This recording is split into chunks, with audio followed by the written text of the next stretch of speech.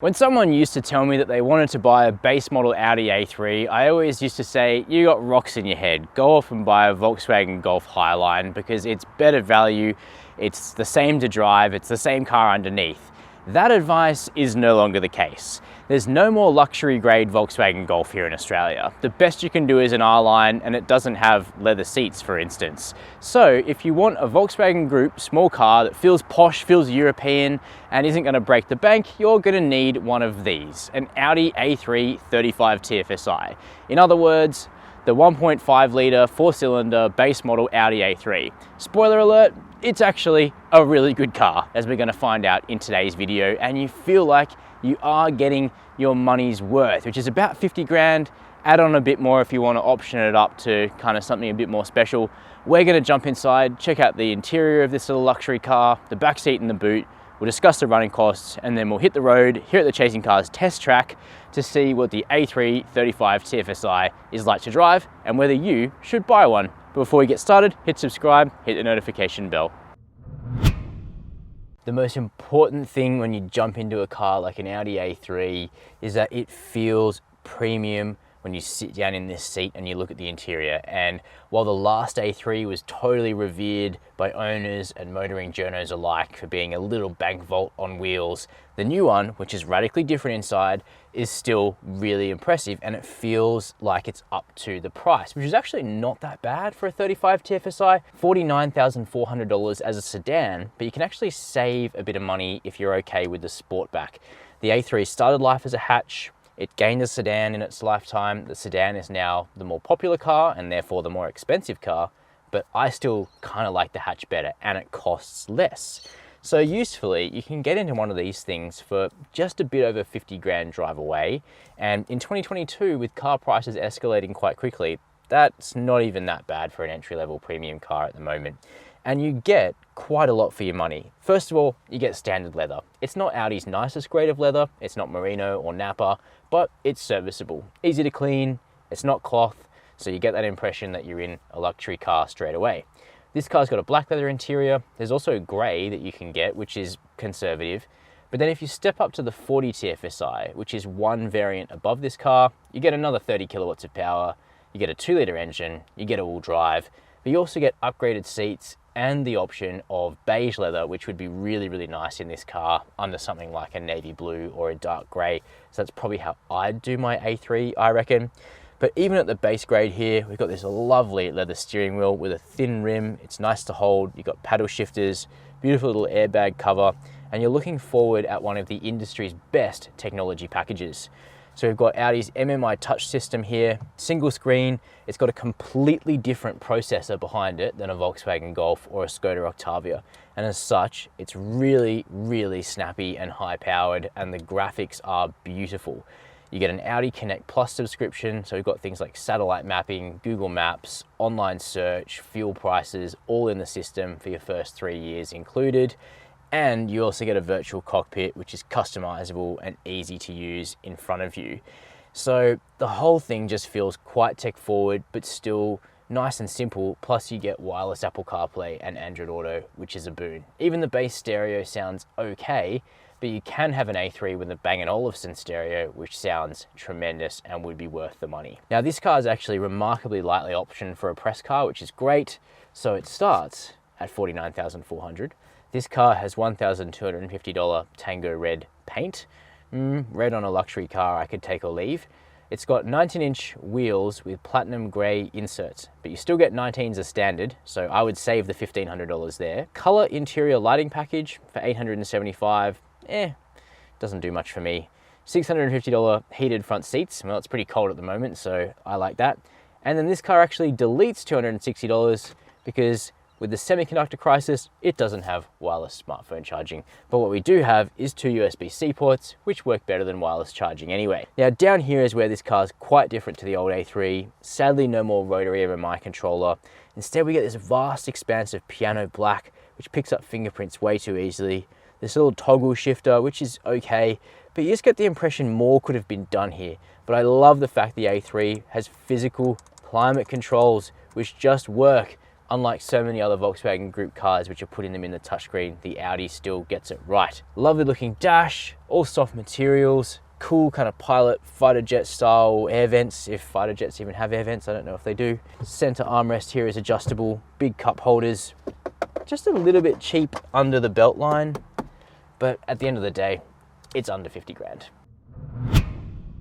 In the backseat of the A3, it's a small car, so you don't have big expectations, and that means that I think you'll be quite pleased with what you find, which is room enough for 4 adults in this car. The middle seat, it's a small space, and that's because this isn't a wide car. You could use it in an absolute pinch, but think of this as transport for 4 people and you're in the ballpark. We've got standard air vents to keep you feeling cool back here. No map pockets on the back of the seats, probably because no one carries a UBD anymore, just saying. Hard materials on the door tops is a bit cheap in an Audi, I must say, but at least we get a flip down armrest here with 2.5 cup holders, and it is a comfy place to sit, and at least the armrest on the side is also soft. Seat base is at a decent angle. The point is, it's big enough for a small car, it's serviceable, and one of our colleagues at Chasing Cars actually owns an A3 sedan and has a big bulky baby seat in the back, and it all works fine, which I think is a great ad for the fact that you don't need a massive car as your family car, or perhaps as your second family car. This is entirely usable for those kind of duties.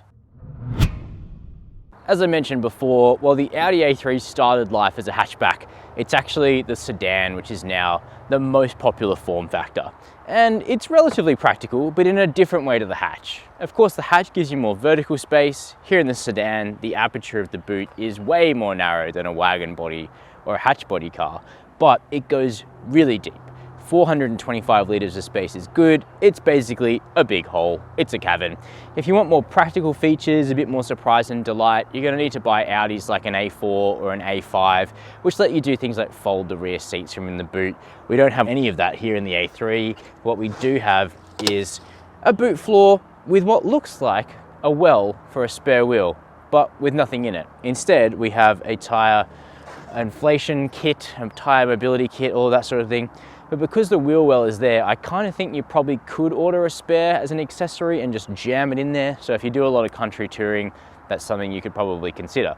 We've got our warning triangle up here, no automation on the boot.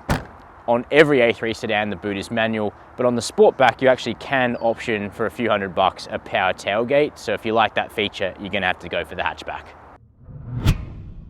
When it comes to running costs, the A3 is attractively cheap to own if you go for the 35 TFSI version. And it starts with a bit of trivia. And that's that this engine is a new engine, a 1.5 litre mild hybrid turbocharged petrol 4-cylinder. It's a generation newer than what you get in a Volkswagen Golf. And the mild hybrid tech is actually quite extensive. It's the most fuel efficient petrol engine car in Australia, if you exclude all of the hybrids, which is kind of cheating, but it's interesting, isn't it? This car is not a series parallel hybrid, but it'll still get about 5 litres per 100 Ks, Audi claims. And in our testing, we've been able to get 6, which I think is really impressive. That being said, like a lot of European cars, it does require 95 octane premium petrol. Now, when it comes to servicing, the best thing you can do for yourself is just buy a 5-year service plan. When you take the car from Audi, it's $2,250 for 5 years and 75,000 kilometers of scheduled maintenance. Just get it out of the way, and then you don't have to open your wallet as time moves on, which is a luxury in itself. However, as of yesterday, Audi now lets you buy extended warranties for its cars out to 10 years, or really 9 years for a brand new car, because you can only buy them in 2-year allotments. And that will cost you $5,800. It'll give you a 9-year warranty on this car, and it will give you 4 services for free. So look up Audi Advantage if you're interested in that, read all the fine print. But basically, you can keep this car under warranty for a very long time if you're willing to pay the price. And lastly, the standard warranty for the car is 5 years with unlimited kilometers. If you think that the entry-level Audi A3 would just drive like a Golf, it really doesn't. And that's because there have been some pretty big dynamic bits of differentiation between the Mark 8 Golf, which came out in Australia last year, and the new A3, which came out in Australia just a few months ago. And the main one is the automatic transmission, which in the Golf is now an 8-speed torque converter auto, but in the A3 it remains a dual clutch, but that's not necessarily a disadvantage for the Audi, because basically Audi have kept moving the A3 forward in terms of the powertrain and the gearbox used in the car, whereas the Golf has been artificially held back because of high sulfur Australian fuel. Okay, so why would the sulfur thing affect the Golf and not the A3?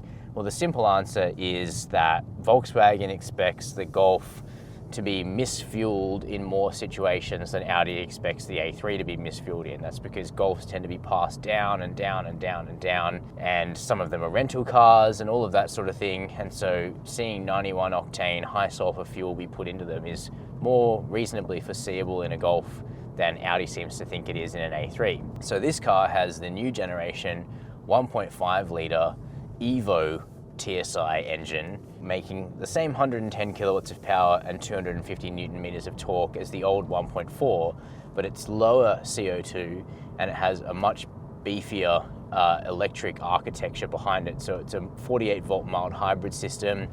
The engine can shut off and sail at a much higher range of speeds, including at high speeds. And the car is both really efficient on paper and really frugal in the real world. The claim is 4.9, that's really low. In our testing this week, we've managed to get about 6 litres per 100 Ks in mixed conditions, but various testers have been able to do better than that, including into the 4s below the claim, which is actually really quite impressive for a car that isn't a hybrid. And that's sort of what stands out to me, because obviously you can buy a Lexus UX hybrid for sort of similar money, or a high-end Toyota Corolla for less money, but those cars don't have the kind of creamy smoothness to their driving experience that the 1.5 litre turbo engine in the A3 has. Simply put, this is a much more desirable car to drive from a dynamic perspective than a Toyota hybrid, because we don't have the clunky changeover from a low-powered hybrid or a low-powered electric motor to a low-powered petrol motor where the whole system feels kind of under strain. Instead, as usual for a relatively small displacement Volkswagen Group turbo engine, this car really punches above the numbers on paper. It feels strong, it feels like it has more than 250 newton meters of torque, the engine pulls hard, and yet it returns these really good economy numbers, which in the era of $2 a litre, $2.50 a litre petrol is certainly no bad thing. But what about the rest of the driving experience? Well, it's really solid. So no A3 that comes to Australia has a torsion beam rear suspension. They've all got multi-link. And so the ride is generally good, although the wheel sizes on the A3 are really quite large. So as for whether 18-inch wheels are really needed as the standard size, not really sure, but this car has big wheels, there's not a lot of sidewall there, and so the ride is predictably quite firm in urban areas, but not bad. It's just, I would prefer the wheels to be 1 inch or even 2 inches smaller to allow for a chunkier tyre, and that's what base A3s always used to have in the past, and it's one reason why they rode so well. But the handling is good, the turn-in is better than the previous base model, partially because the wheels are bigger. The steering is really lovely, great steering wheel. The car turns in really well. There's not a lot of weight over the front axle, and the whole package actually feels like a warm hatch rather than an entry-level kind of car. It's really quite fun to drive in a spirited fashion. But if you want to go even faster and have more traction, then there's always the A340 TFSI, which has 140 kilowatts, 320 newton meters, and Haldex all-wheel drive, but also a 7-speed DSG. And then there's an S3 and an incoming RS3. So there's a lot of levels of Audi A3 available to buy. But I guess the key message from me is that even at the entry level of the range, this is a really solid car. It feels like an Audi to drive. It's a pleasure to be behind the wheel of. Then when it comes to safety systems, it's a bit of a mixed bag. So we have lane keep assist as standard, but the cruise control is not adaptive cruise out of the box. You can option it in. The car does have high-speed AEB, it does have reversing AEB and parking sensors and blind spot monitoring, but if you want stuff like adaptive cruise and a 360-degree camera, that's stuff you're gonna have to option. So, those are my impressions of the base model Audi A3. Now that we live in a world where there's no Volkswagen Golf Highline, and you might not really like something like a Mazda 3 because it doesn't have a turbo engine and it just doesn't quite have the polish of the MQB platform that sits underneath this car, the Audi A3 makes a lot of sense at the low end of the range for your first premium vehicle. I totally get why you might want to drive around in a car with the 4 rings, and I think with the A3 35 TFSI, you can do it for not that much money and still feel like you're getting a nice entry-level luxury experience. As for me, I think I'd probably go one step further and get the A3 with the 40 TFSI Quattro engine. It's definitely not as fuel efficient as the 35 TFSI, but it's got usefully more power. It's got Quattro all-wheel drive, which is the whole Audi calling card, and you can spec it in a bit more of a premium way with like beige interior and stuff like that. But hey, I'm a weirdo, that's just me. For most people, this is plenty of Audi. Keen to know your opinion. Let me know down below this video in the comments. While you're there, you know how it goes. Subscribe, notification bell, and as always, thanks for watching Chasing Cars.